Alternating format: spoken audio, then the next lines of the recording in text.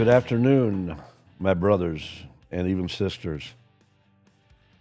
It's either your afternoon while you're watching this or evening, so I try to make it as convenient as possible for you to watch any one of my episodes.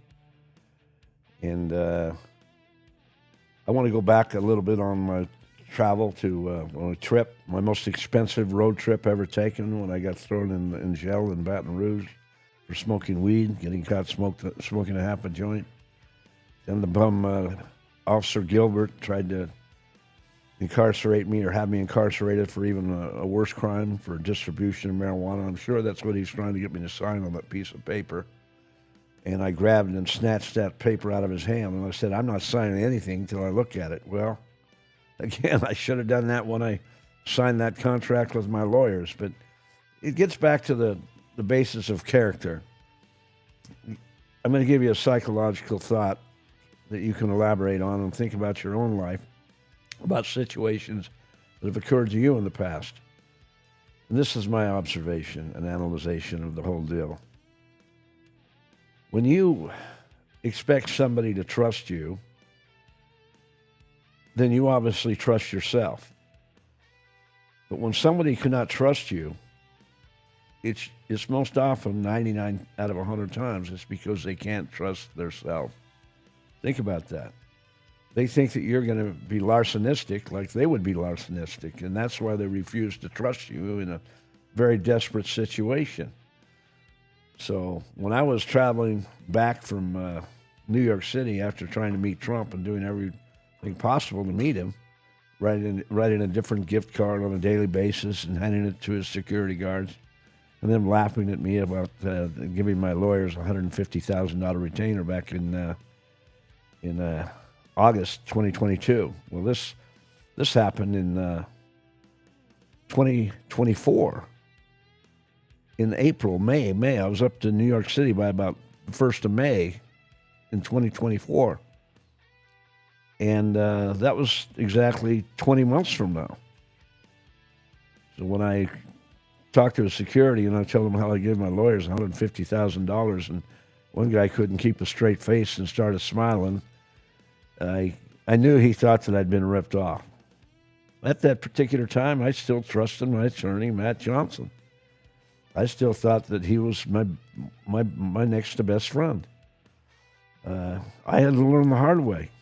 And how I learned, I'll tell you in a little bit here how I learned that what a backstabber and what a chicken shit he really is. And this is not to do with the $150,000. This is something else he tried to have done to me. So that's what raised my awareness that he was not really my friend. The $150,000, it took me a long time to learn that. It took years. It took 2.5 years for me to figure it out that Matt Johnson was robbing me. Other than that, he was supposed to just put the retainer and lock it up in an account, and they didn't do that. They blew the money. But getting back to my road trip back from New York City, it was a beautiful drive, going through Pennsylvania, having to pay all the tolls when you're driving through Pennsylvania, which is bullshit. Typical East Coast state, and they tax you heavily when you're driving through the East Coast, no matter what you're driving over or through. Every bridge you have to pay to drive over, and every highway you have to pay to drive upon. So the East Coast can definitely kiss my ass when it comes to tolls. You steal the freedoms from the American public and thwart them on the American public and force them to pay those tolls. When back in the old days, the politicians said, as soon as the bridges are paid for and the highways are paid for, we'll stop charging the tolls. Well, that didn't happen because they figured out how to use all the toll money for other needed revenues to run the state, each individual state. And there's no way they were giving that money up. And the ironic part about the whole deal is when they're charging you all this money to pay them, they're having to pay their employees to collect it from you. So they're not getting everything that and giving you back everything that they take from you. They're giving you probably about 60% back indirectly and putting it in expenditures that you want nothing to do with. So they're basically just wasting all that money that you gave them. And they're still in the other 40% of the 60. They're still in the other 40% to pay their employees to take the money from you, to steal the money from you, I should say. Steal it. Because that's exactly what they're doing, because they lied their asses off right from the beginning. Too much revenue involved. They're not going to stop taking that revenue. It's just like Viagra and Cialis.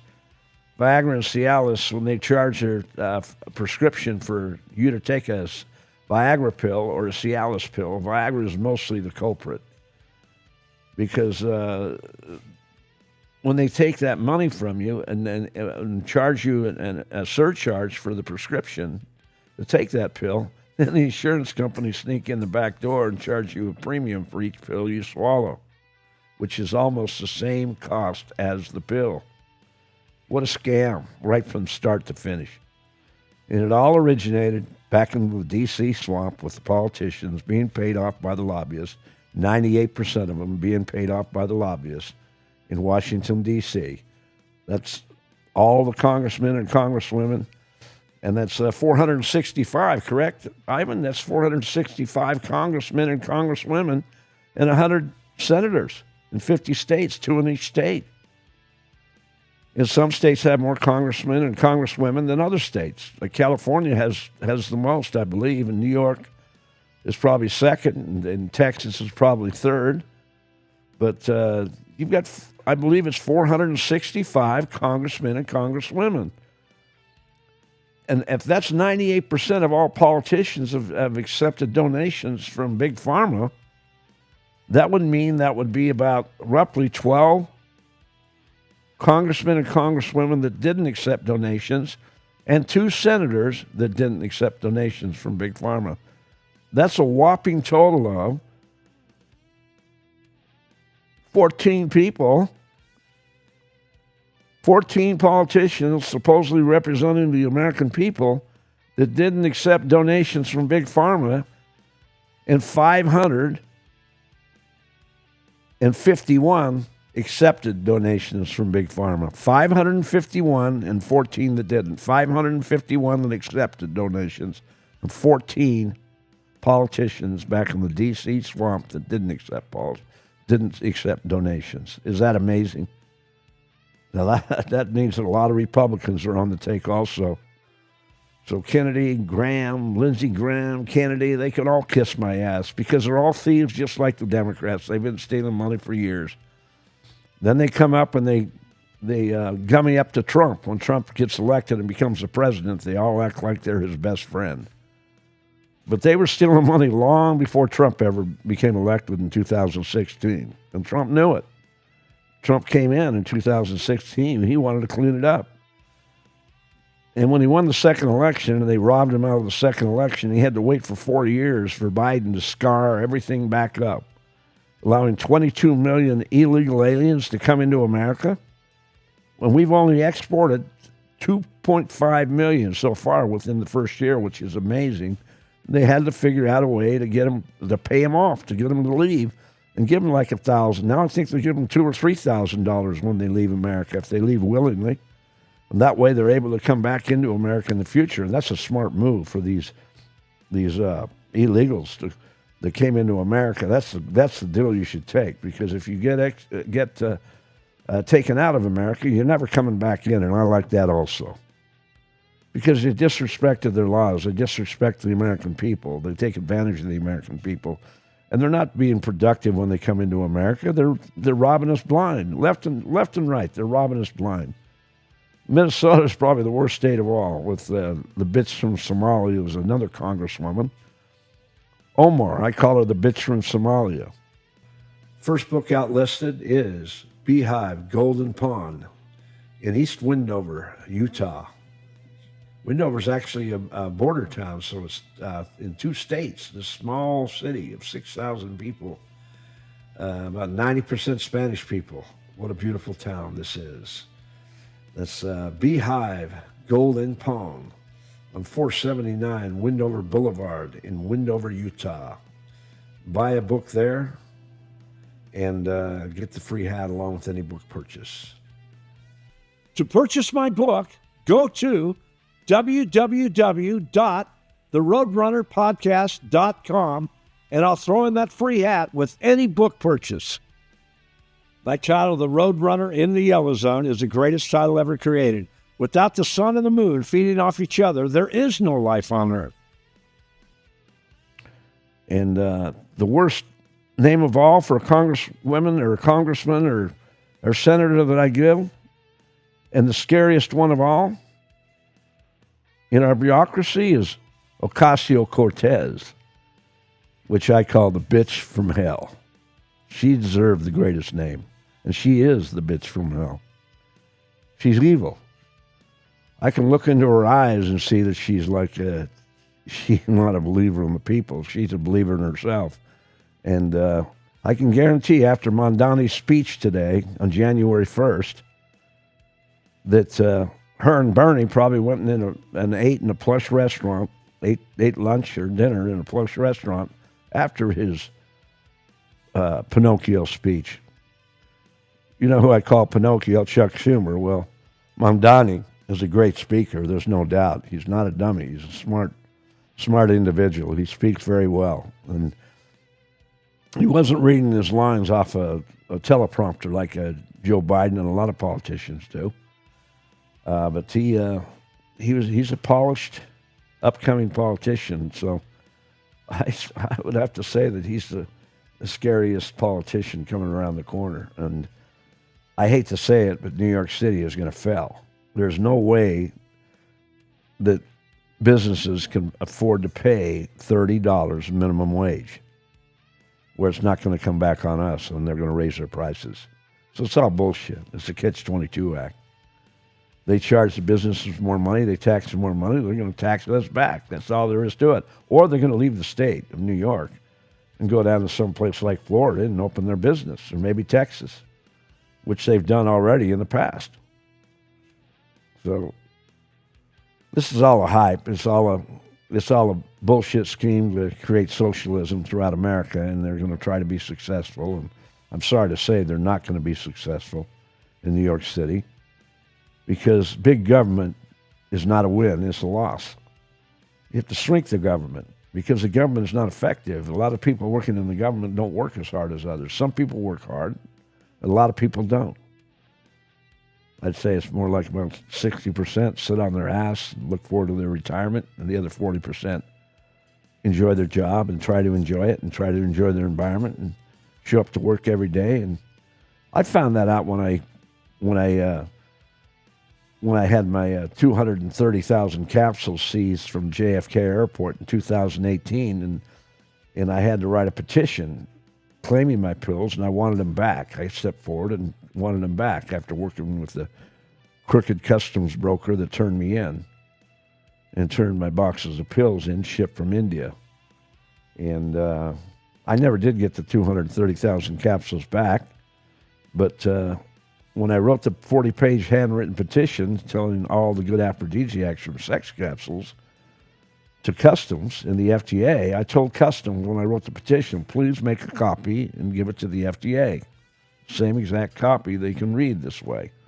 And after a month went by, I called Customs and asked them if they liked the petition, talked to them, and they said, yeah, we liked it. Did you send it to the FDA? Oh, I don't know if we did. I'm not sure if they got it. Again, like a leak in their bureaucracy, right? So I called the FDA and found out they never did make a copy and send the petition to the FDA. So I talked to the FDA, the head of the FDA, or whatever his or her name was, and he or she told me to, could you write another petition? And I said, okay, I'll be glad to. So I wrote another 40-page handwritten petition.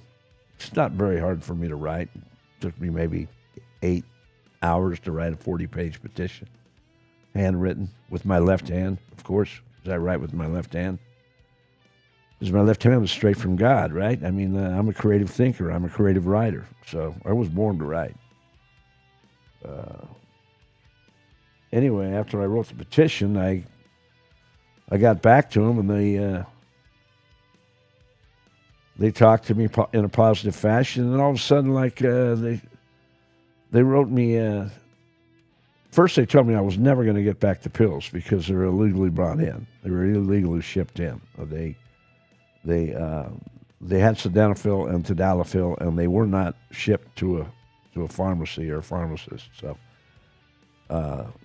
there's no way I was going to get the capsules back. They made me believe that in the beginning, but that wasn't going to happen. But after talking to the FDA, within, 30, 45 days, I received a letter, and it said, this matter has been dropped. Well, when they said this matter has been dropped, that made me think, okay, good, they're not going to indict me for this. And I did the right thing stepping forward and letting them know that I was fighting back for my capsules, and I'm not hiding in the background. And that's how I handled my business. I always put myself in the front line and let the whole world know what I did, because I was proud of what I did. I knew that selling sex capsules was the most heart-friendly medicine in the world and the greatest multi-purpose vitamin a man can take. Then I discovered if a pregnant woman takes it, or any woman, if they have high blood pressure and they take a sex capsule, it's going to be a 3 to 4 day release. It's going to lower their blood pressure, improve the blood flow throughout their body. And a pregnant woman that has high blood pressure, she has a hard time pumping the blood through her body in the first place. Now she has to pump that extra blood to her baby's womb. Thus the heart becomes more strained, more stressed out. And that's how they have a heart attack. And that's how other heart diseases are created, because of lack of blood flow. Any disease is created by lack of blood flow or lack of oxygen. Oxygen and blood flow are the two greatest factors to decrease any future disease from occurring. I told you in my original podcast in the past, or whatever podcast it was, I'm the most knowledgeable person about Viagra and even Cialis in the entire planet, because Viagra is sildenafil, and that's what sex capsules have, is a lot of sildenafil and a little bit of tadalafil. So I'm very knowledgeable about the aphrodisiacs from sildenafil and also tadalafil. And the government doesn't want the public to know how healthy sex capsules are, and that they're healthier than a Viagra pill and even a Cialis pill. Sex capsules are the healthiest way to take the chemical sildenafil or tadalafil, because the chemicals are inside a time-to-release capsule. And I must also mention that time-release capsule is natural testosterone, and putting natural testosterone in a human's body is healthy. It's good. It's good for their bone development. It's great for the libido. It's great for reproduction. Testosterone, there's not a bad aphrodisiac from it, but it is bad if it's taken in chemical form. If testosterone is taken in chemical form, it can cause liver disease. And I believe that's how Patrick Swayze and Little Joe. What's Little Joe's name on Bonanza, Ivan? What's his name? Well, anyway, I believe that he died from cancer also, because they took steroids. Him and Patrick Swayze took steroids to make build more muscle, to have more muscle in the body, because they weren't big men. They were not big at all. They were like small frame men. And what testosterone does is, when you take it and you put it in your body, especially if it's synthetic testosterone, is it gives you cuts in your arms and shoulders and makes your muscles stand out. It gives them like a more a stronger look, to where the greater cuts in the muscles along your arms and shoulder area and your stomach area, even your butt. You can make your butt even stronger. So, and legs. So throughout your body, testosterone works that way when taken to lift weights. And you can take a sex capsule naturally and go in and lift weights, and I can guarantee you it's going to be an added bonus to your workout, and it's going to enable your your blood flow to flow to whatever area of the body the blood is demanded. So I recommend very strongly you take a sex capsule at least once every 3 to 4 days, and take it in the morning after breakfast or lunch, and you'll have a better workout, and you'll build muscle more quickly, and and you'll get stronger more quickly, because that blood flow, when it goes to the muscle you're working on, will enable it to grow even larger, that muscle, and give you more natural strength. So definitely take a sex capsule before you work out, at least twice a week. Again, the healthiest, most heart-friendly medicine and the greatest multi-purpose vitamin you'll ever take in your lifetime. And I had the best quality sex capsules because they didn't have fillers. Fillers are a pump fake. Fillers are the only thing in Viagra other than sildenafil. The only ingredient in Viagra other than sildenafil is fillers.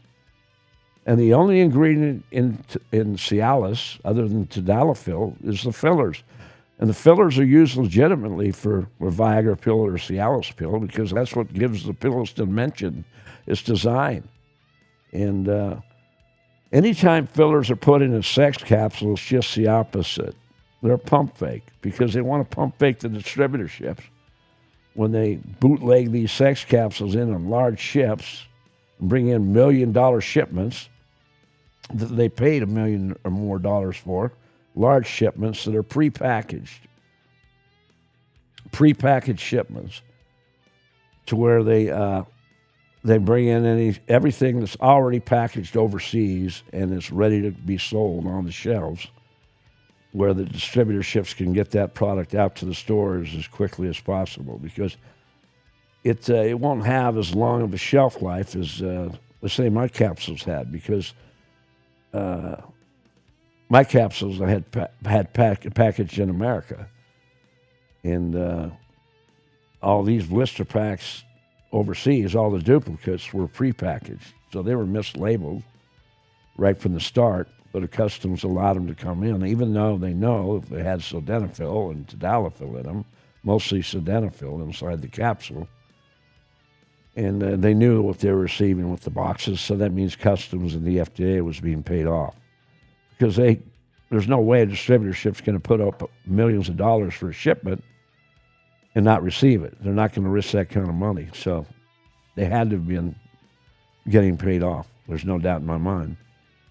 And the government's corrupt right from the start to finish. That's the way it is when it comes to sex capsules. Because, again, they don't want the American public to know how effective they are and how healthy they are. Because if they do let the public know that they're healthier than a Viagra pill, which they definitely are, because it's a time-release capsule and it's a 3 to 4 day release. Viagra is an 8-hour release. And actually, the Viagra pill, the 100-milligram Viagra pill that Viagra sells, it's so popular throughout America in prescription form, if it's taken more than once every 3 days, it's hard on your eyesight. It'll work against your eyesight as time goes on and the years go by, and somebody's been using Viagra regularly. They're probably going to have to start to use glasses or wear glasses sooner than they would have if they had never taken a Viagra pill. So it slowly causes blindness if it's taken too often. This is another reason why sex capsules are healthier than a Viagra pill, because they're a slower release, a time release, than a time release capsule, with natural testosterone surrounding the recipe of sildenafil and tadalafil, because all sex capsules are spiked. All sex capsules throughout America are spiked. The government knows it, the stores know it, and most of the public that takes them knows it. They know it also. But everybody refuses to look at the truth head on, like looking in the mirror and seeing yourself in the mirror. It's like I like to look myself in the mirror. I mean, I'm proud of my looks. But maybe some people aren't. Maybe some people don't like to look themselves directly in the mirror. Well, that's the way the government is. They don't like to look themselves directly in the mirror for what they're doing, because they're being bought off. And they're devaluing their service to the client, to the American people. Anytime the government withholds truth to the American people, I can guarantee you they're lying to the American people. Anytime they withhold the truth. And that's exactly what they do.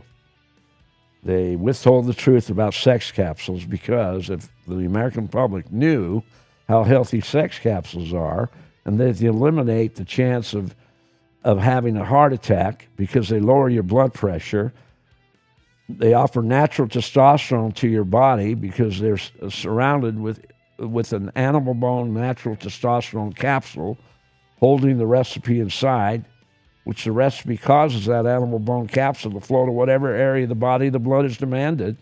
And third, it eliminates Alzheimer's disease at least 70%. But I'd like to say my capsules, in my opinion, eliminated the chance of inheriting Alzheimer's disease at least 80%, because they had twice as much sildenafil in a capsule, in my capsules, as a Viagra pill. And I was able to do this because it was legal to have it made in India this way. This is how Abdullah had the capsules made. The other retail outlet to buy a book is Chevron Gas, Liquor, and Convenience Store on 1301 East Altman Street. There's 2 Chevron stations. Make sure you get the right one. That's Chevron Liquor, Gas, and Convenience Store on 1301 East Altman Street in Ely, Nevada. And you'll get the free hat whenever you purchase my book. To purchase my book, go to www.theroadrunnerpodcast.com, and I'll throw in that free hat with any book purchase. My title, The Roadrunner in the Yellow Zone, is the greatest title ever created. Without the sun and the moon feeding off each other, there is no life on Earth. I'd buy the capsules from Abdullah. I would pay him for the shipping cost. He would receive his income and his profit from charging me the difference. So Abdullah was the one that worked with the factory and had the recipe made. He actually taught me about fillers and how useless they are of an ingredient inside a sex capsule, but necessary for a pill, a Viagra pill or a Cialis pill, to give it its design, including any aspirin or any other pill you see on the shelves that you buy, any drug, whether you buy it over the counter at Walmart, you buy it by prescription, any pill has fillers in it for it to have its design. Fillers is what gives the pill its design, and it's mixed with the recipe. And fillers are not of any value other than giving a pill its dimensions. So when fillers are inside a capsule, a sex capsule, they're wasted ingredients. It's a pump fake. It's like sawdust next to a wood pile. It's useless. It doesn't mean anything. Only the wood means something. The sex capsules is what gives you the wood downstairs in your libido area. That's why sex capsules are so popular, and that's why people take them so often. They take them for sexual purposes most often. They don't really realize how healthy that capsule is they're taking, because they're not taught by the government. The government is unwilling to educate anyone, the American public, because Viagra and Cialis, especially Viagra, is going to lose its value, and Viagra is going to lose its profits, which is run by Big Pharma. And that's why Big Pharma pays off and uses its lobbyists to pay off the politicians so they can control the law and remain to have it required by prescription. And it's going to be in the cement forever until somebody like me is able to step forward, go back to Washington, D.C., educate RFKs in charge of the food and drug or whatever for Trump, drug administration for Trump, and educate him and tell him and remind him how he should urge the American public to take sex capsules at least twice a week, and especially a female pill for women, because it will eliminate the chance when they take a female pill of inheriting breast cancer and tumors at least 9/10, is my opinion. But even if it's only 8/10, is there something wrong with that? Who wants to catch the disease? Who wants to get breast cancer? Can you name any woman that wants to get breast cancer and then have to get rid of it? Why not just get rid of it by eliminating the chance from occurring in the first place? That's the greatest way to eliminate any disease, not to have to fight it out of your system after you've inherited it. So until somebody like me steps forward and educates the public or educates RFK, the politicians already know that they're thieving the public. They don't represent the public. They're lining their pockets, and they've been lining their pockets for years. So Lindsey Graham can definitely kiss my ass. He's full of shit. He's been on the take for years. Kennedy's been on the take for years. They've all been on the take for years. I'd like to think that Jim Jordan was one of those senators or congressmen that one of the congressmen that didn't take a donation. I'd like to think that he was one of those 14 congressmen that did not take donations from Big Pharma. Maybe I'm wrong. Maybe he did, but I still like Jim Jordan because he's a fighter. He's a pit bull, and he's dedicated to his job, and he does represent the American people. So if he did make a mistake and take donations, I urge you, Jim, stop. Stop supporting Big Pharma. Don't take any donations from Big Pharma. That goes for any politician in Washington, D.C. I'm calling you all out and reminding you, stop allowing Big Pharma to pay you off to sway your thoughts so you represent them instead of the American people. Do you understand me? I'm going public with this right now, and I'm educating the American public and any viewer that listens to my podcast. Eliminate this from happening, and the government needs to get off their ass and educate the American public and tell them how healthy sex capsules really are. And then we can proceed to save 600 women, pregnant women, from dying from heart disease while pregnant, along with their baby dying in their womb, and we can save 1,200 lives and maybe a couple more lives if they have twins in their womb. There you go. Does that sound like a bad path that I was on? Does that sound like an evil path that I was on when I was selling sex capsules and the government raided my storage units in my houses and put me out of the blister pack business? So duplicates could ooze in on the shelves all throughout Las Vegas and California and Texarkana, Texas, Daytona Beach, Florida, and possibly New York City and many other areas of America to where my labels are now being duplicated with my company name on the back of them. I ran the most successful sole-owned sex capsule company in America. I started my business from scratch. I'm a true entrepreneur. I never made the money that great entrepreneurs such as Trump or others have made, but I was an entrepreneur straight from the street, from scratch, being almost dead broke, and indirectly becoming a millionaire. If they want to find me, so be it.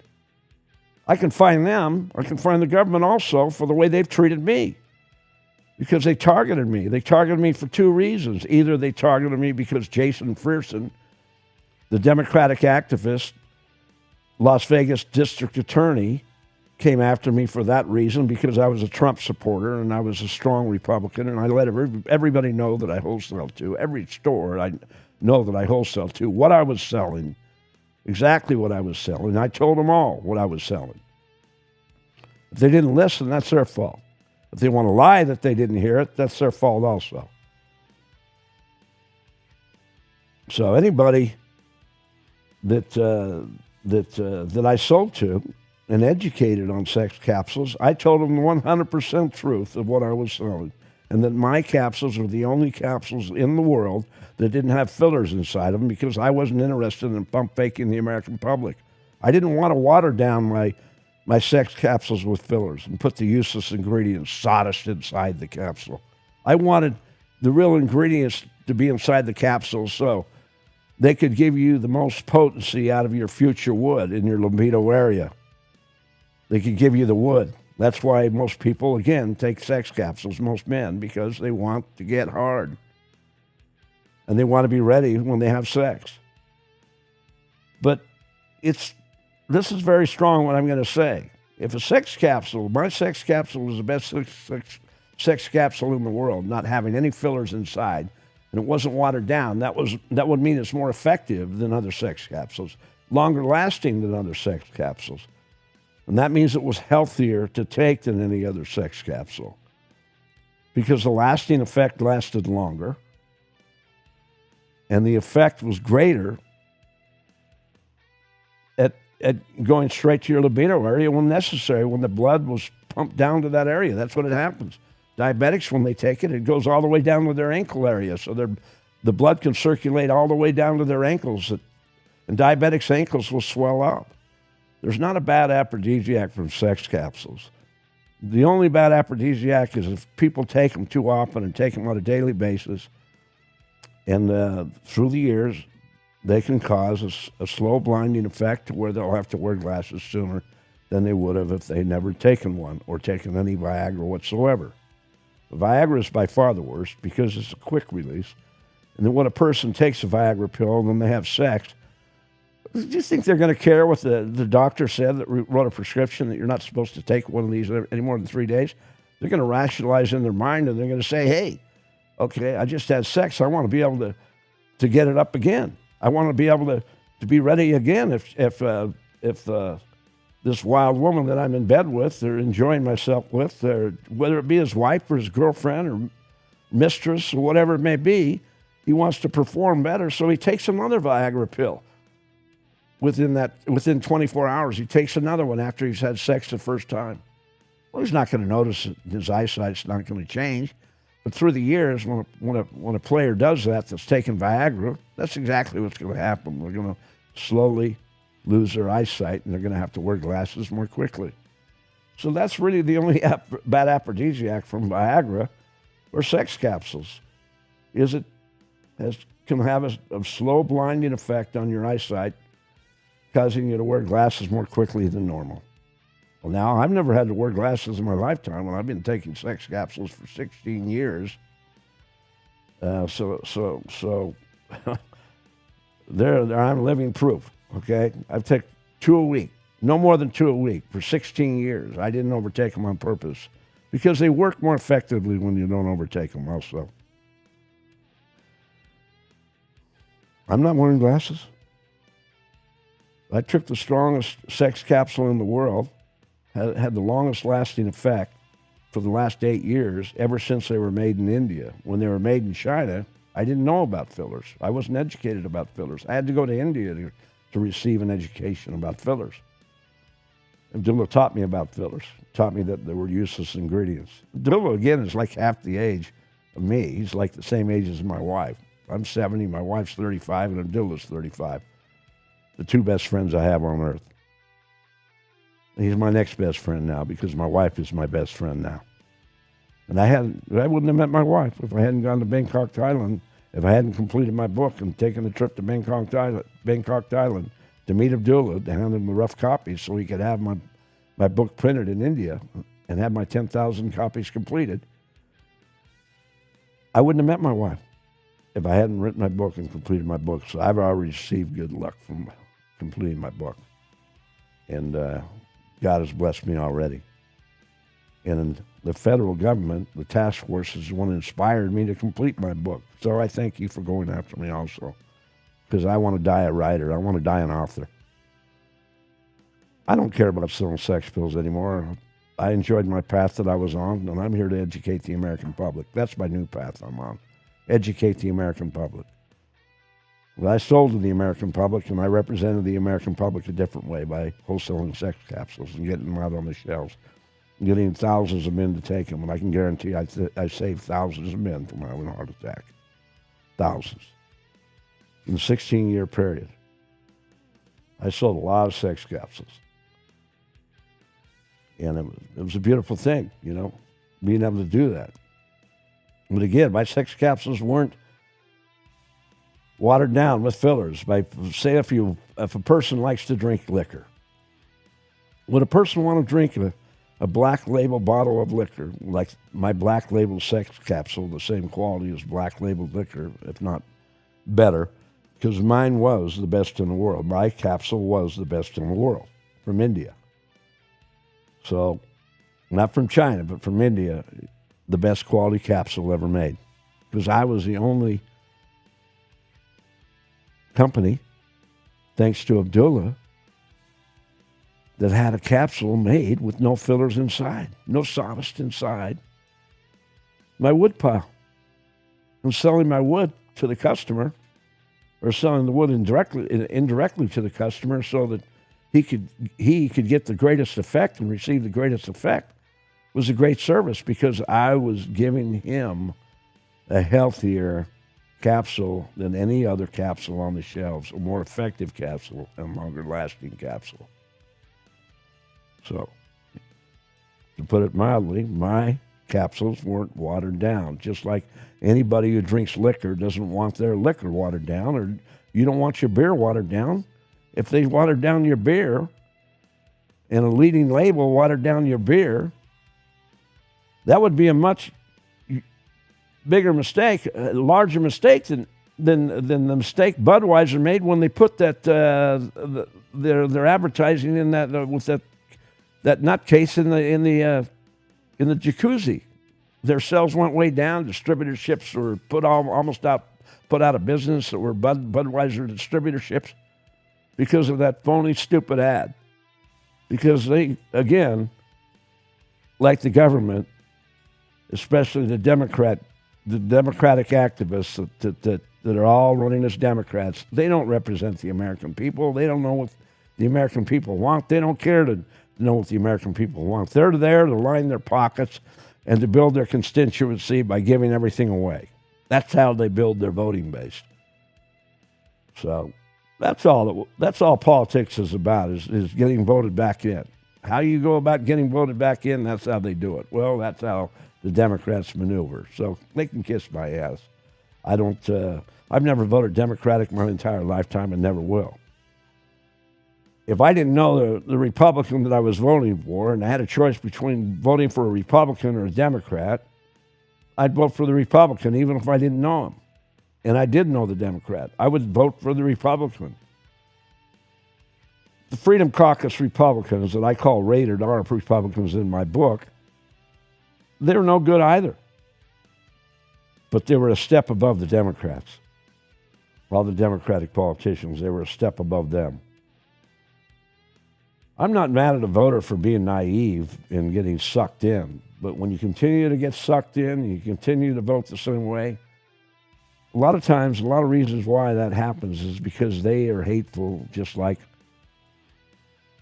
I'm showing hate toward the Democratic politicians. They are hateful toward the Republican politicians, and they're going to vote Democratic no matter what. And they're going to lie to themselves, and they're going to say, oh, they're doing nothing for the economy. They're going to lie about Trump because they all suffer from Trump syndrome, all the haters. They're going to say, oh, Trump's not improving the economy. He's not doing this. He's not doing that. Well, how much did eggs go down in price in the stores since Trump became elected? Remember how high of a price eggs were? I mean, incredible how much they've gone down.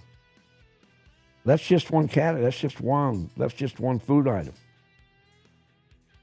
And food items will go down. Food prices will go down because the price of gasoline is going down. And gasoline being more expensive is what creates higher costs for everything, because everything is trucked throughout America. Everything is brought throughout America to the stores. And if they're having to pay more money for gasoline, they're having to pay more money for the food they're delivering, they're going to charge more money to the stores, and the stores' profit margin is going to go down, and they're going to raise their prices even higher to the consumer so their profit margin can stay the same.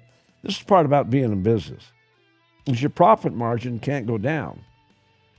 Whatever your expenses are, you got to raise your profit 2 or 3 times more than the expenses.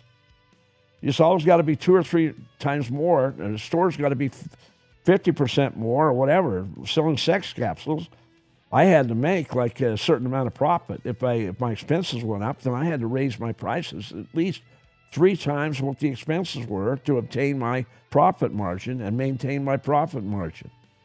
You think this phony Mayor Mandini knows anything about that? He's never run or worked for a business in his lifetime. His parents have supported him his entire lifetime. Well, now this great speaker gets up and acts like he knows what he's talking about, and he talks like a Cinderella story, but he makes it complicated, the speech complicated enough so people don't really understand the bullshit that he's saying. He twists it. And that's what intelligent people do. They twist the truth. Well, hey, I was never a great student in school, so I don't qualify myself as being a highly intelligent person. But I can guarantee I'm more street smart than anybody I've ever known in my entire lifetime. And I received my street savvy from being on God's path and walking down that hard path and traveling down that hard path, whether I was a pool player, poker player, or a sex capsule vendor, owning my own sex capsule company and becoming extremely successful, more successful than anybody in America. For a sole-owned sex capsule company, I was the most successful sole-owned sex capsule company in America, probably in history. The government was probably investigating me like back in 2018, and they've been investigating me ever since when they seized my 230,000 capsules at JFK Airport. When the crooked customs broker turned me in because I paid all my original expenses on the first shipment, and that first shipment went through. So I paid like $3,000 in original expenses, and I didn't have to pay the setup fees again the next time I received or had an order shipped. She didn't charge me those fees.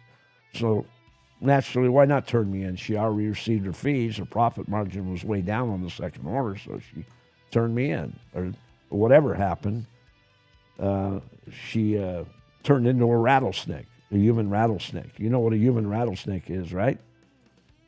They'll smile at you, and then they'll bite you when you're not looking. That's what a human rattlesnake does. So enough of that. Let's talk a bit about character. When I'm driving back from New York City and I'm on my way through beautiful Pennsylvania and then Ohio and then Iowa. Well, I'm driving through Iowa and I'm thinking, like, I want to meet this Mike Lindell, the pillow guy. I don't see his ads on TV anymore. I don't even know if his company exists. I haven't checked that company out and see if his company exists, Ivan. Check that My Pillow out, My Pillow guy, Mike Lindell, and see if his company even still exists. I didn't see any advertisements for My Pillow on around Christmas time. He used to, like, on Fox News, which I watched a lot, he used to have his advertisements avidly on Fox News, My Pillow. He was always advertising new goods. He was always marketing new goods, but they came after Mike Lindell. They made it real hard on Mike Lindell. They wrote a bunch of false information about him and wanted to put him out of business because he was a big-time donor to Trump and he was a big-time supporter. And I don't know Mike Lindell personally. I would say that are they still going, still rolling? But they're not advertising on TV anymore. But Mike Lindell's business is still rolling. I'm glad to hear that. Good for him. Anyway, like I'm driving through Iowa in a small town, and I call up and get his headquarters up in Chaska, Minnesota, and talk to a guy, his right-hand man or whatever, a guy who's in tight with him, nicknamed Fast Eddie. And I talked to Fast Eddie on the phone, and I told him, look, I said, I don't want to drive all the way up there and then back to the I-80. I want to get back to Vegas. I've had a hard road trip. I'm very discouraged that I wasn't able to meet Trump. That was my number one goal on my trip. And how about if I just send you a copy of my book and you make sure that Mike Lindell reads it and get back to me on that? He says, yeah, sure. So I mailed him a copy of my book with a nice gift card and never heard from him again. And the same place where I adopted my dog at Huntington Beach Animal Shelter in Huntington Beach, California, I'm sitting in a restaurant called Basilicos that a poker player referred to me to go eat at, who lived in San Diego, used to live in Huntington Beach, and he said that was a fantastic restaurant, the best Italian food he ever ate in his lifetime. And I'm playing down with him at playing with him at the 7 Mile Casino in Chula Vista in a pot limit game. And he told me about it. So I thought, I'm going to make it a point to go up there. And it was the same day that, same evening before I adopted my dog, because I got up there and I paid the fees, the spade fees for my dog, for Sky, to have her spayed. And they said that they had to leave her overnight with the doctor next door and that I could pick her up the next day. So I paid the spade fees, and I went over to Basilico's and ate dinner. First time in my life. And this guy wasn't lying. The best Italian food I've ever eaten in my lifetime. Basilico's in Huntington Beach, California. And I've learned that a lot of tourists come from America, from all over America, to eat there. The place is like a nice, steady business, always crowded at night. It's not a big restaurant. It's probably can only seat like 70 or 80 people, maybe 100 people. But it's got a patio area out in front, so maybe it can seat maybe a few more than that. But I've heard a lot about people coming from all over, from America to eat there. Well, anyway, I ate there, and I got the chicken Marcello, and it was fantastic. The salad was fantastic. And I talked to the owner, and I got to talking to the owner, and I told him how I had just gone on a trip to meet Trump, and I tried to meet Mike Lindell. He says, "You tried to meet that asshole?" And I said, "Yeah." He said, "Well," he said, "that guy, he came in our restaurant, and he was very ignorant to everybody, and he wouldn't even shake my hand, didn't even want to meet me. I'm the owner." I hosted his dozen people that gathered with him to eat dinner, and didn't give me the time of day. I thought to myself, Mike Lindell was not a very smart man to act like that. But that's one opinion from this guy giving me that opinion. I just have to say that I'm not really impressed with Mike Lindell if he did act that way, but I'm especially not impressed that he never called me back also. So maybe the guy was telling the truth. Maybe he is an asshole in real life. A lot of people could call me an asshole in real life. I mean, I've been kicked out of a card room here or there. I've been kicked out of a card room in Vegas that I used to play in. And I'll tell you that story later on. But it all boils down to the businesses have changed. When a person that goes in an establishment has a problem with the help, nowadays the establishment always sticks up for the help. They don't stick up for the customer anymore. The customer doesn't have any rights when they go into a business. That's just the way the culture has changed.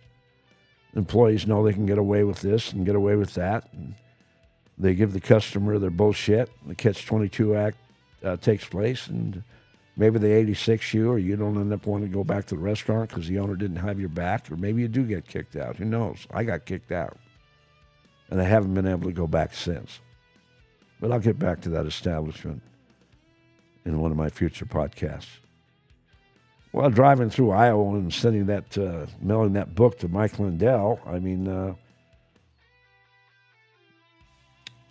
I'm continuing to drive through Iowa, and all of a sudden I get a call from Bernie.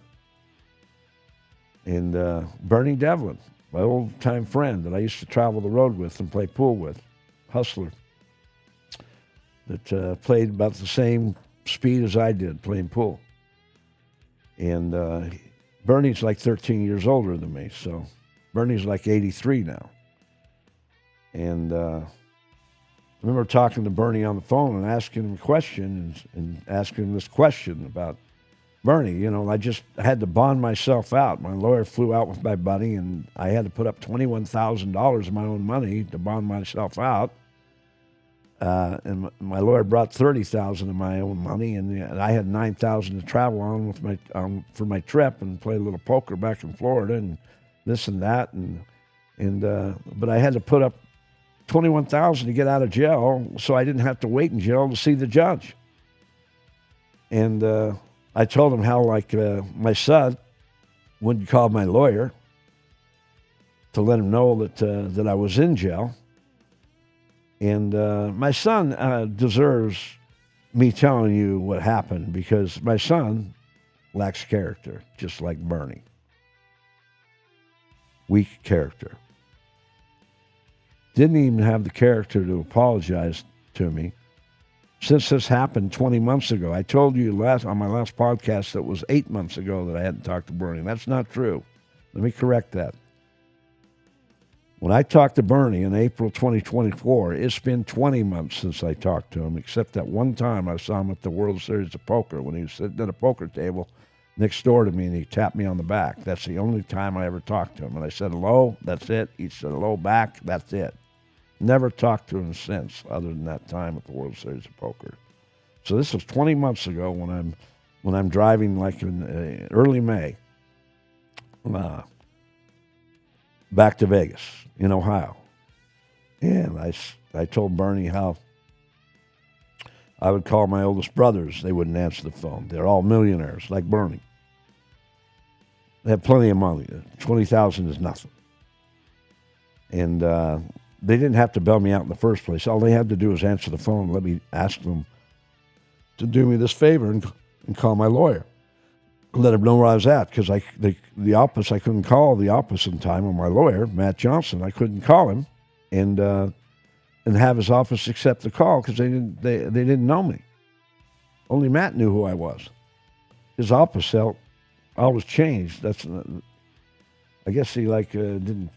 I guess Matt Johnson had a hard time getting a steady employee. I don't know. I don't understand why, but he always had a different receptionist as the 3 years went on, or 5 years went on, since he was my lawyer.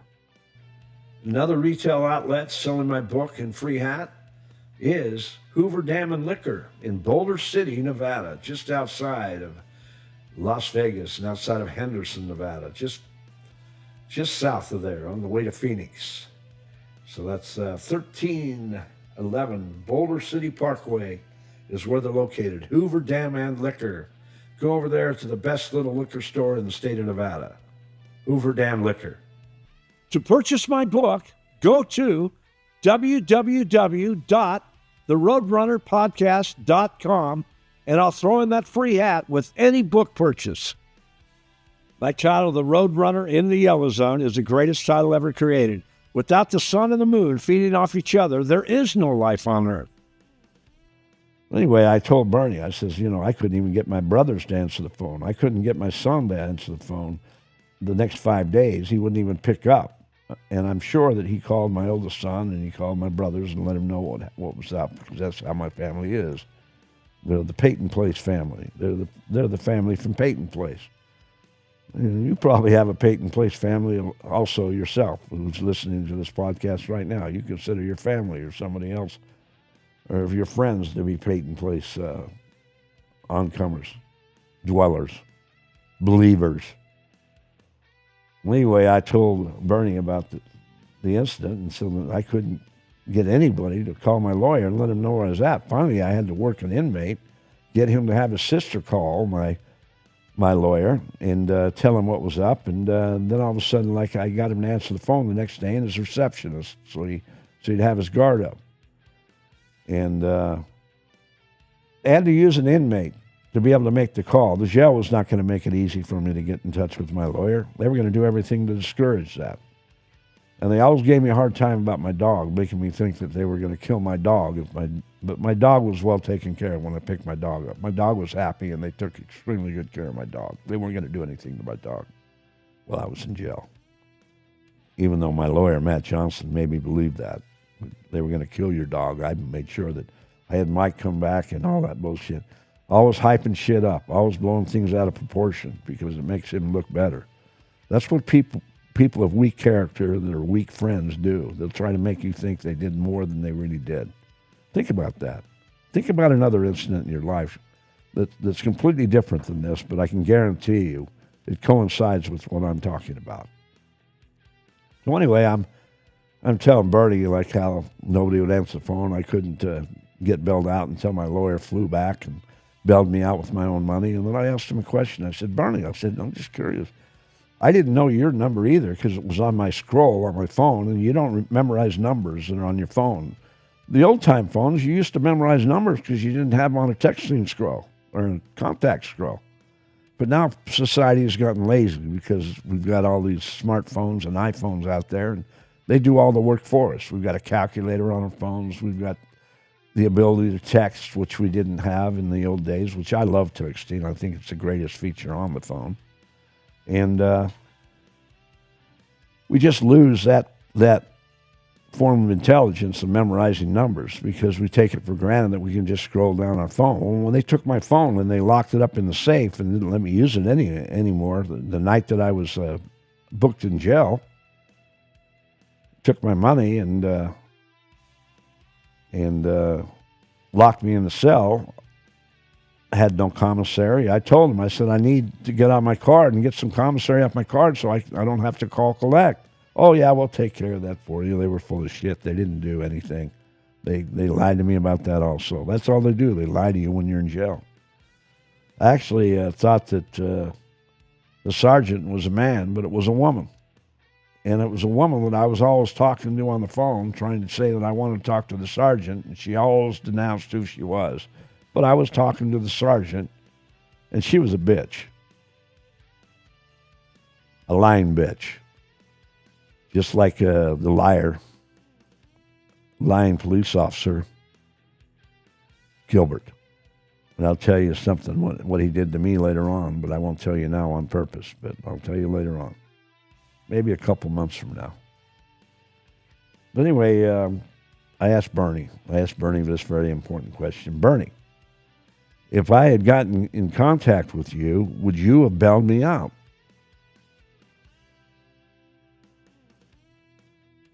He sat there and thought, no, I wouldn't have done it.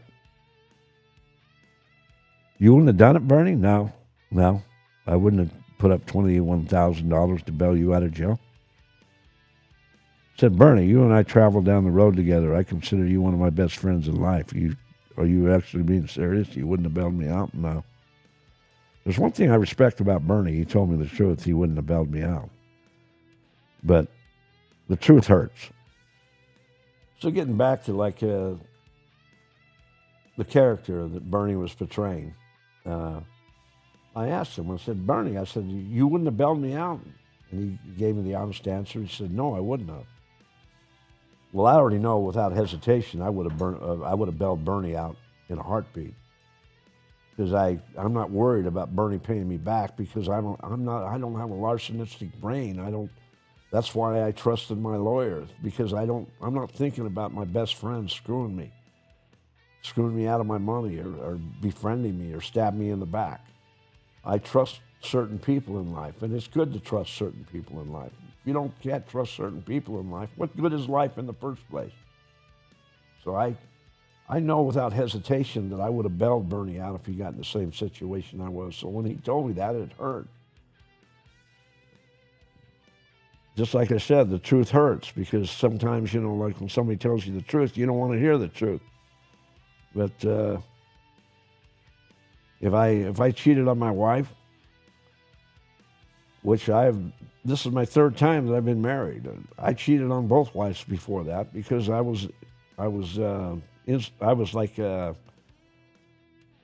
disrespected my marriage. I disrespected the solidarity of being married in the first place, and I was very immature. First place, I got married when I was 20 years old. I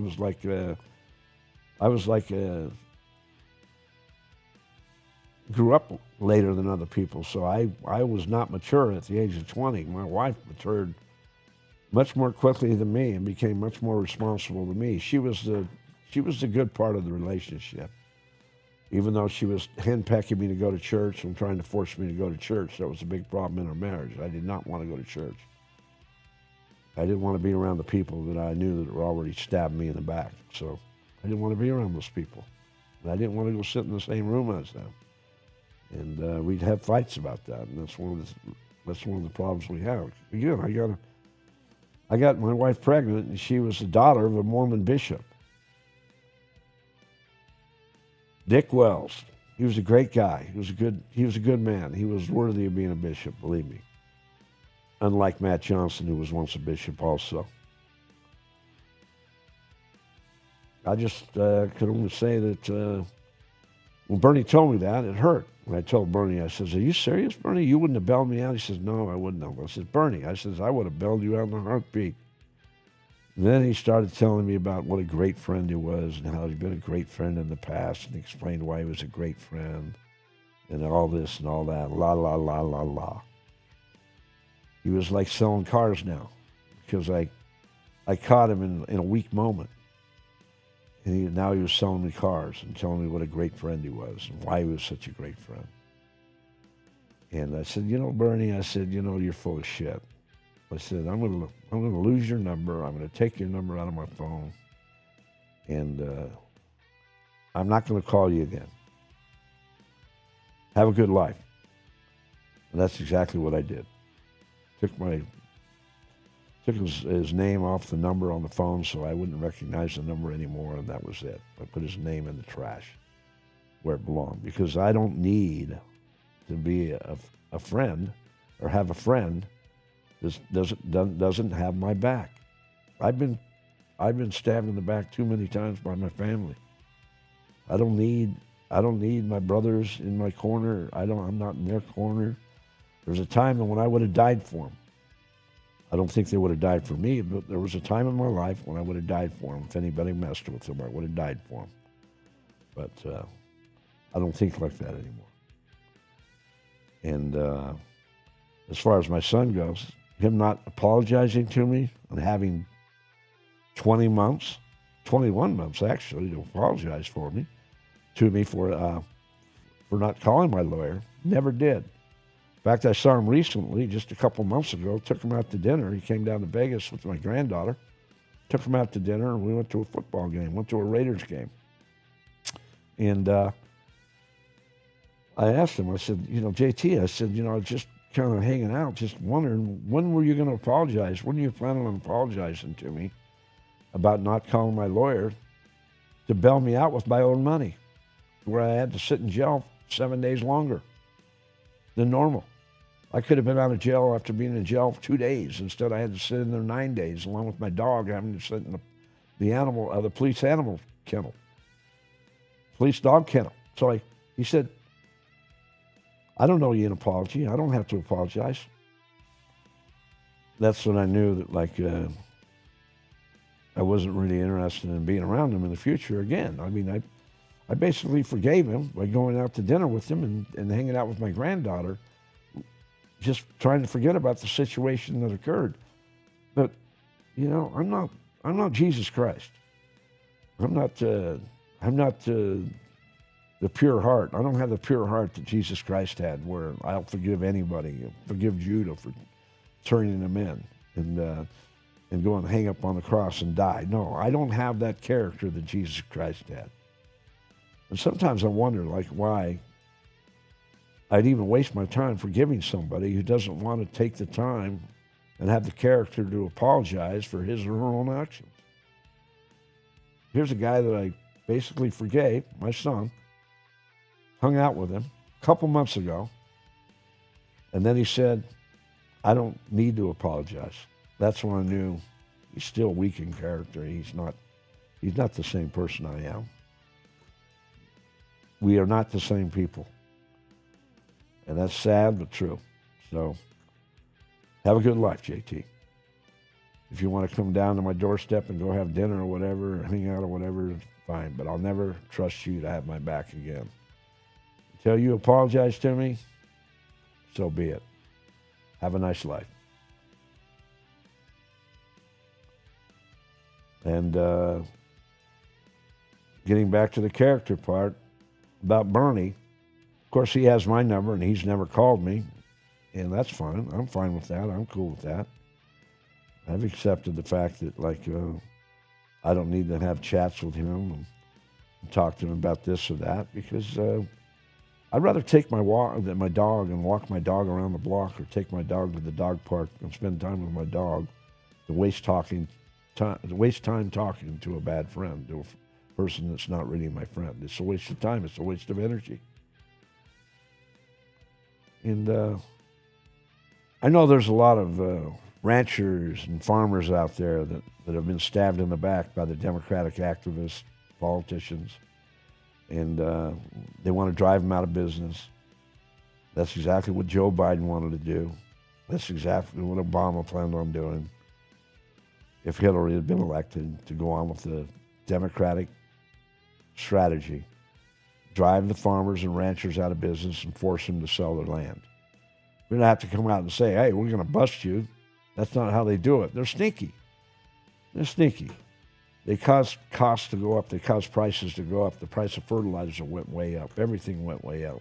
While I'm driving through this beautiful country of America and driving through Iowa, I'm thinking about that. I'm thinking about how beautiful this country was that I was driving through and how dependent we really are in America on our farmers and ranchers. And all the Democrats and Ocasio-Cortez, the bitch from hell, saying, "Oh, we don't want cows on Earth because they fart too much." Yeah, what a bitch. What they ought to force that woman to do is go milk cows or go live on a farm, a dairy farm, or whatever. Make her do the work so she can realize how hard these people really do work to keep America rolling and make our country the number one agricultural country in the world, to where other countries are dependent on us. No, what they want to do is they want to support world order and bust America and bust our agricultural system throughout America and bust the ranchers throughout America, so they can't afford to raise beef and the farmers can't afford to raise crops and they're forced to sell their land. What would you do if you owned had all your money invested in your land and you couldn't afford to keep it? And you couldn't afford to run your business, couldn't make any money that year? You'd be forced to sell it. That's exactly what they've tried to do, and they're trying to do, and they'll try to do in the future if we allow them to be back in power. And that means we've got to keep them out of the Senate, controlling the Senate and the House. We've got to keep control of the House and the Senate because they'll block everything that our Republican president does. We have to have a Republican president in office. Otherwise, we're fucked. Just like we were with Joe Biden. What an asshole. A hater. And his crackhead son, even though I was once a crackhead, I didn't smoke boulders like his son did. Maybe doesn't. Maybe chips on it once in a while now. You don't know. What I'm saying is I was not the smoker his son was, and I still maintained my brain cells. I wasn't all fucked up in the head like he is. And now he's stabbing his father in the back. He's he's selling his father out. And because he's actually got in the back of his mind that he's going to be a politician someday. Maybe even run for president. I don't know. But he's got no shot. He could never run a business. How could he become president? Trump ran a successful business. That's why he's a very good president, because he has a business brain. He has a business mind. Mandami, no shot. He's going to run New York City right in the dirt. Mark my words, he's going to run it right in the dirt. And if the American public catches on how bad socialism is, take your car to Zach Call's Urban Auto Works on 1010 North Stephanie Street, Suite 1A. I can guarantee it'll be the best mechanical work that will ever be done on your car. It's a personalized job for them. It's not a game of numbers. They're conscientious on anything they do. And that includes oil changes, fluid flushes, alignments, brakes. Any kind of diagnostic work that needs to be done, they specialize in. And they do all types of engine work, top of the line. Take your car to Zach Hall's Urban Auto Works on 1010 North Stephanie Street, Suite 1A in Henderson, Nevada, straight out of Vegas. Anywhere in Las Vegas you live, take your car there. You can't go wrong. You can't miss. To purchase my book, go to www.theroadrunnerpodcast.com, and I'll throw in that free hat with any book purchase. My title, The Roadrunner in the Yellow Zone, is the greatest title ever created. Without the sun and the moon feeding off each other, there is no life on Earth. I want to mention something else also that kept America rolling during COVID. That was not only the trains that kept rolling throughout America and bringing the goods from east to west or north to south, wherever their destination was, but the truck drivers. The truck drivers were the greatest. They're the ones who saved America. They're the ones who saved America and kept it rolling during COVID. Because they were always out on the freeways driving northeast, south, or west and taking care of business. then Joe Biden got elected and raised the gas prices and diesel gasoline prices. And it's just, it's all bullshit. Wanted to make it hard for business to make money. When they had to raise their prices, all the prices and all the costs went up. Then inflation came out. They started printing more and more money to spend. Inflation came out, went up. So they wanted to bust America. That's really what they wanted to do. They wanted to bust the farmers, the ranchers. They wanted to bust the truck driving industry. They wanted to bust everything in America and turn us into a socialist country. All these actors, all these Democratic activist actors, John Cusack, Jeff Daniels, Alec Baldwin, George Clooney, Robert De Niro, Julia Roberts. Maybe that's why Julia Roberts and George Clooney get along so well acting on screen. They're the perfect couple. Well, so George Clooney's gone back there with his wife. Maybe Julia Roberts could go to France also. She could be close to George Clooney. They're obviously very good friends in real life. They both think alike. Why not? They can all kiss my ass. Every single one of them, along with the puppets that follow their beliefs. Because they always believe they have a lot of puppet followers. They have a lot of followers that believe in what they're believing in. That's why they speak out and get on national news. And Robert De Niro is the worst of all. He goes out of his way more than anybody. You know, if I were to say all those actors and say who my favorite actor is out of all those actors, I have to say that Alec Baldwin is my favorite actor out of all those Democratic activists. And that new movie, what's that new movie that was made, Ivan? With Alec Baldwin. I bought the video. I bought the DVD. Good movie. I like the character he plays in that movie. And Rust. It's called Rust. You don't have to look it up. It's called Rust. And I love the character that he played in that movie, how he came and rescued his nephew and broke him out of jail and died for him. I mean, what a great character to play in a movie. I mean, do you actually believe that Alec Baldwin is that way in real life? That he has that kind of character? This guy gets upset over anything. I mean, he'll get upset like if somebody steps on his shoelace and it goes out, he'd have a fit. He'd throw a fit. Speaking of that, I got to buy some new tennis shoes. My tennis shoes. I need some new game shoes. You know, some Michael Jordan shoes or whatever. Michael Jordan was my favorite athlete. There's another one. LeBron James can kiss my ass.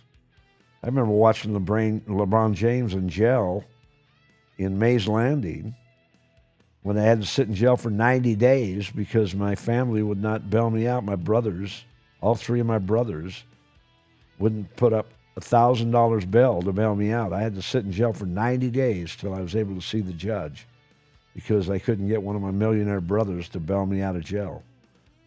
I didn't have any money back then. I was broke back then. So I guess they wanted to teach me a lesson and have me sit in jail.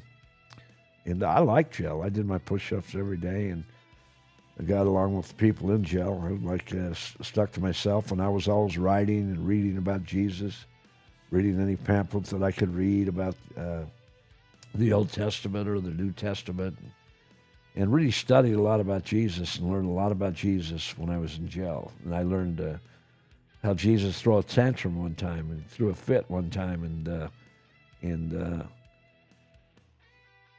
when the priests, the Jewish priests, were selling the doves, they had the doves in cages, and he went over and he grabbed the cages and opened them up and threw the cages around after the birds flew out of them, and threw the cages all over the outer barrier of the church where they were selling them outside the church, and threw a fit. That was his first instance of heat that he got when he threw a tantrum when they were selling the doves, and threw a fit. Jesus Christ had a bad temper. He got upset about certain things, and he stood up for what he believed in. He wasn't afraid of what anybody thought. He was pure in heart. I'm not pure in heart, but I don't worry about what other people think either. I speak up when I believe I'm right, and I believe that I'm right for what I'm doing. I stand up for what I'm doing. And what better town to start a sex capsule business and be a good rebel in America than Las Vegas to open a sex capsule business? What better town in America? That's when I knew Vegas was my town, when I opened my sex capsule business and became stronger and stronger and stronger. And when they shut me down, what did I do? I'm right here, baby. I'm doing my podcast right now. So Vegas is still my town. I'll die in Las Vegas. I love Las Vegas. I think it's the greatest city in the world. And anybody who jacks me in this town, whether it be my lawyer, a casino, or whatever it may be, I'm standing up, I'm speaking out, I'm going to expose them for how weak they really are and how phony they really are. I don't care who it is. But getting back to the truck drivers, they were the greatest. How they kept America rolling during COVID. America wouldn't have made it without truck drivers. God bless them. God bless all of you. You're all Roadrunners. Just accept the fact that I'm the real Roadrunner, and I hope you listen to my podcast. Because we're all Roadrunners together. We all believe in America the same way. We want to make America roll. And whatever we do to implement our abilities to make that happen, that's what we're doing. You're doing it your way by driving your loads throughout America, and I'm doing it my way by speaking my voice in America. I got your back because I know you've got my back. You always have. You've always had the American public's back. Unlike politicians who want to claim they have Americans' back, but they don't. They're going after their own. They want their own. They want their own money. They want their own wealth. Just like a greedy lawyer, just like a shyster attorney that acts like he's representing you, but they're not really representing you. They're representing themselves. That's why you have to be extremely selective about finding an attorney. It's almost as hard as finding a good wife, which I was lucky enough to find in my third marriage, who's still over in Vietnam, waiting to come over here to America. Boy, I wish somebody would get off their ass up there on the top of the echelon, somebody who knows Trump, even his wife, his sons, his daughters, anybody, please help me get the snake off my back, which is federal government on my back, taking me to court, indicting me for selling sex capsules, for wholesaling sex capsules and keeping people alive, keeping people from dying of heart attacks. Are you kidding me? They can kiss my ass. I'm ready to fight them in court. But as far as my wife goes, please help get my wife over here, no matter what it takes.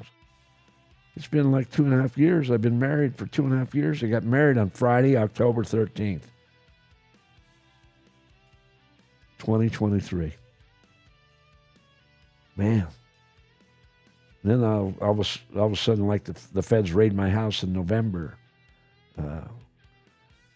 Then I get arrested in Baton Rouge, Louisiana, for smoking a half a joint. So then they put me on probation. Well, I passed my probation. So, Officer Gilbert, lots of luck. I passed probation. You're done. But you're not really done. I get to expose you later on. So I'll talk about you later on. I haven't forgotten. So anyway, as far as the truck drivers have helped America out, they're still continuing to help America out. And thank God the gas prices have gone down. The trucking companies have an easier way to make a living now because the gas prices are the huge expense. And Trump's doing a great job, let's face it. I mean, anybody who can't admit that, they're full of shit. So that's just the way they are. People are haters, and they're going to be haters no matter what. And they're going to continue to display their character, which is weak. Because any time a president such as Trump has gone out of his way for the American people, which no president has ever done, actually losing $1 billion in wealth from the beginning of his first term to the end, and now still wants to get elected after all the bullshit they threw his way. He could have had the good life, just like he said. He could have had the good life without becoming the president in the 47th. But he loves America so much and wants to be successful in his occupation as the president, has so much pride in his work, and probably receives so much joy in his heart behind closed doors. I mean, he's the man. I love him. Nobody's ever going to clean up Washington, D.C. It's always going to have some form of dirt, but maybe he'll clean it up even more than it already has been. And that means getting these politicians to quit accepting donations from Big Pharma, whether they're Republicans or Democrats. All you politicians on the take can kiss my ass. Every single one of you. And I said the same thing in my book. You know, I never used the F word in my book. Never did. Never used the F word once in my book because I was afraid I was going to put mother on the beginning. So I refrained. And I don't know, I think the F word is an extremely descriptive word in the English language. And sometimes I like using it verbally. I like to say the F word once in a while. Sex makes the world go round, right? Well, what do you have to do ultimately in sex to make the world go round? Do I have to say the word? Let's just call it making love. Let's just say you have to make love to your lover to give the plant the seed in your lover's body and give birth, which is the greatest gift that God has given us on this planet. So anybody who believes in abortion, bye-bye. Lots of luck. Because you've just taken God's greatest gift and you stabbed him right in the back. You stabbed any God in the back that you believe in. Because not one of your gods that is of goodness would ever believe in abortion. So that means, Omar, all those phony turbans or whatever you're wearing on your head, or all the phony hats that you think are so fashionable, and you look like you're such a believer in the American people, we all see through you, trust me. And I hope that you're not in Congress much longer, but if you are, as long as Congress is controlled by the Republicans, you'll always be on the back of the bus, and I like that. Don't ever think that you're going to get on the front of the bus, because we're going to vote you down, and we're going to control that Congress and Senate. And I'm going to inspire people to go out and vote and remind them to go out and vote. How important that is, because we have to have the president's back. If we have a Republican president, we've got to have his back. And if it happens to be a woman that becomes president someday, and she's a great Republican, because there are some great leaders out there right now. I like Stefanik from New York. I'll think of some other names later, but I like her. I think she's strong. I think she would, she handled the job well. And Mandani, I hope he never becomes president. I hope that he, like it Fells in New York City, and my greatest training ground for socialism. I think I was like 11 years old when Dr. Zhivago came out. When did Dr. Zhivago come out, Ivan?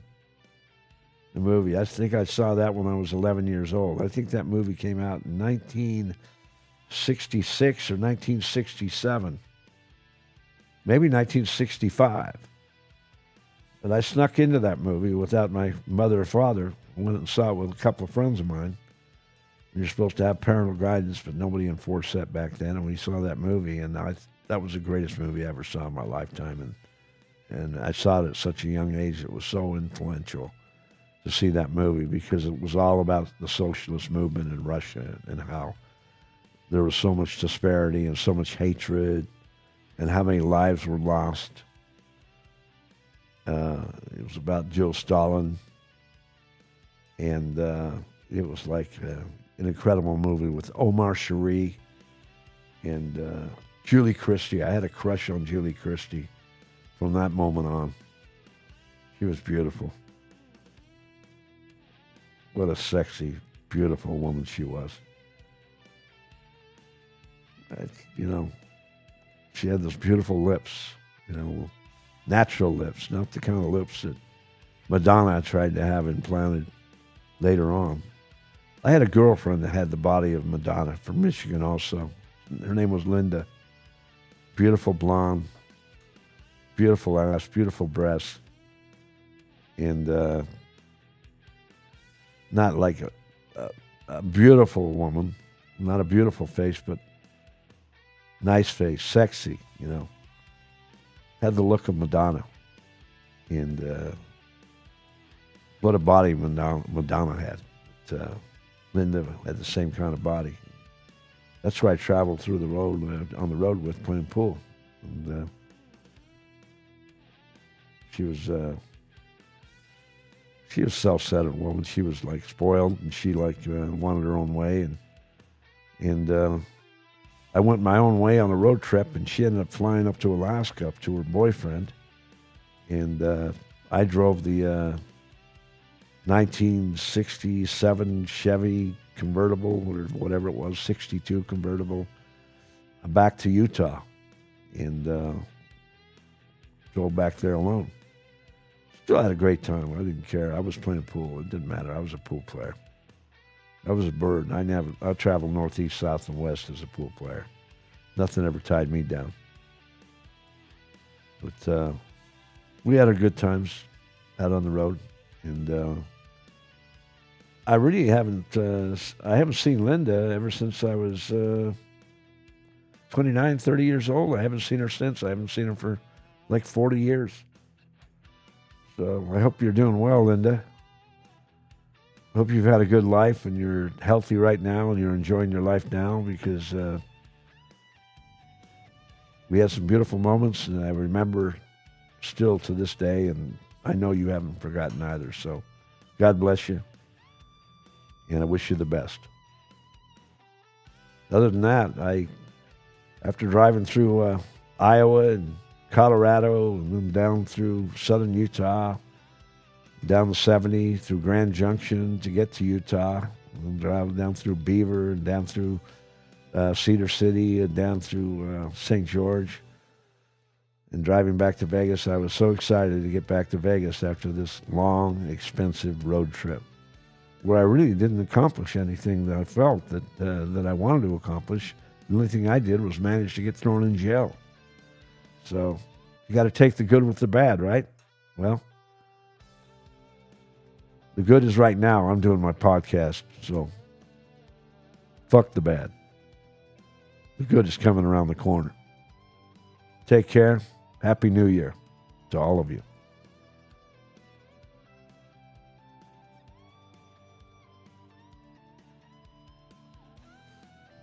Oh, this is the Roadrunner. Straight out of Vegas, Roadrunner Podcast. The author of The Roadrunner in the Yellow Zone. And soon I'll have that book available where you can buy it if you want to buy it, and I hope you do, because it's going to be the best book you ever read. Other than that, Happy New Year. God bless. Take care till next time.